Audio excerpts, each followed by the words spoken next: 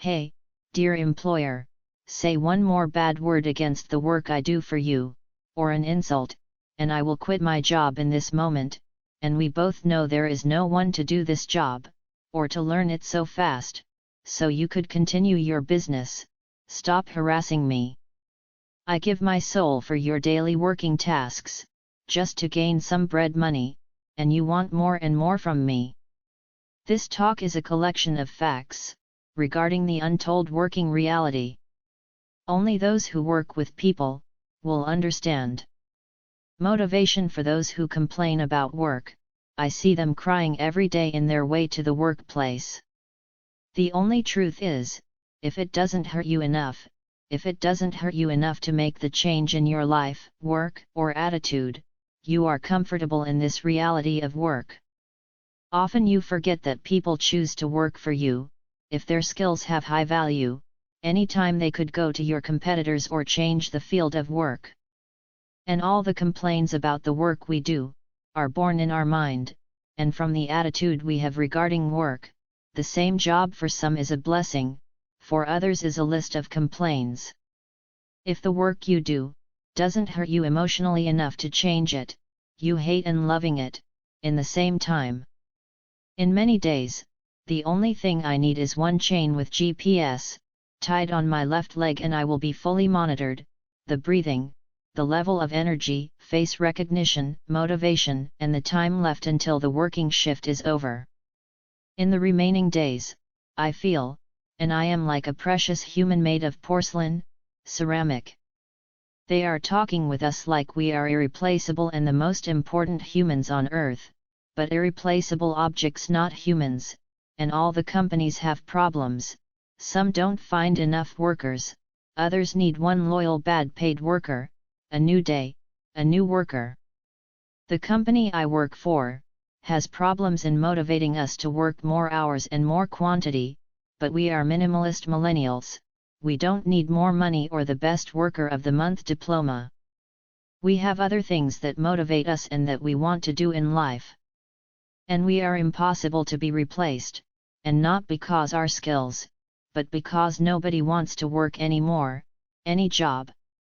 There are three sides of the same story: the worker's view, his life changes with time, and the workplace doesn't satisfy the new life requirements. In general, it's about time, more money, or less stress. The second side is the employer's vision of the future of the company: more work for people, more money from him. The third side is the economic system and world facts data: rises of prices, new quality demands, new taxes, and customers' new shopping habits. From a simple worker in a bakery, or in the hospitality industry, to high-paid jobs with high decisions responsibility. Nobody wants to work, and the perfect jobs for you are not public. You have to ask, to search them, to pull some strings and have a little luck, maybe offer bribe. Check out my episode about bribe in the description of this video. This talk is a story about how people start complaining about work.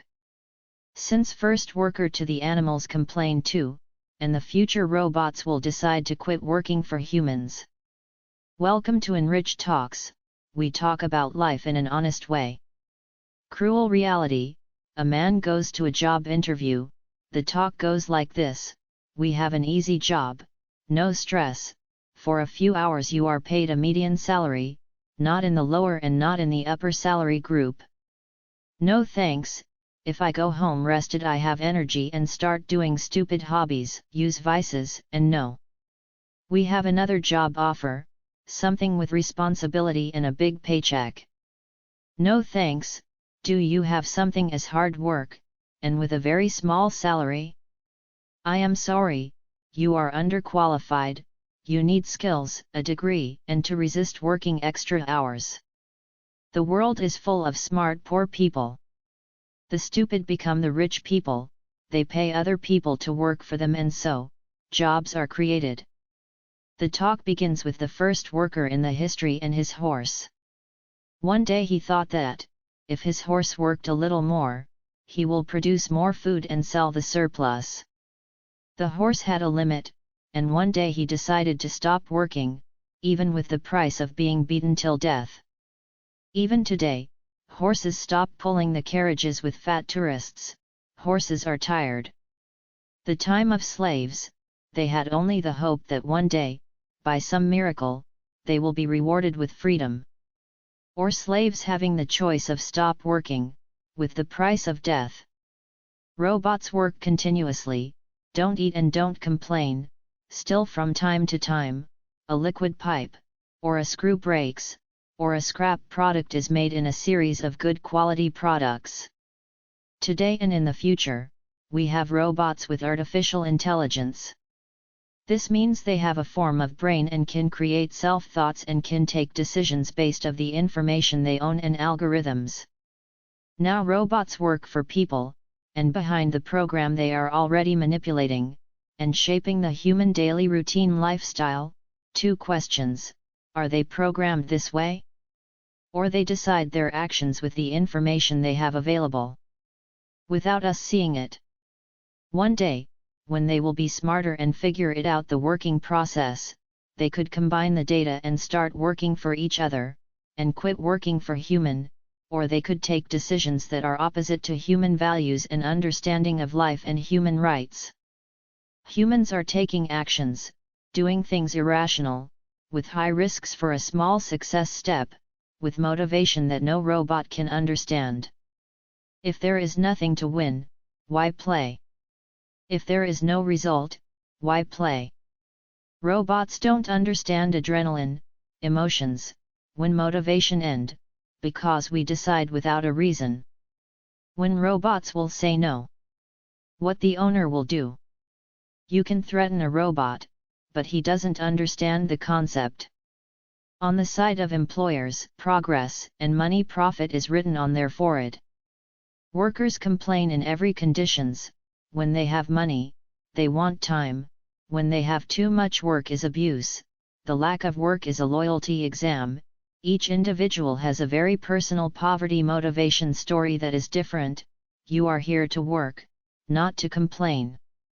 Even the compromise of work program or the new tasks you must do for the same wage.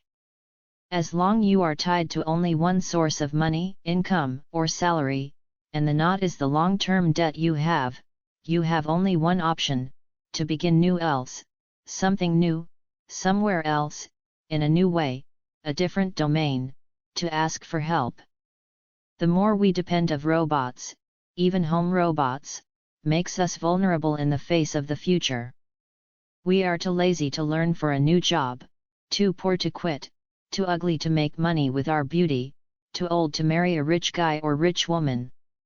Married because of hate, and the paradox of work documentary, links in description.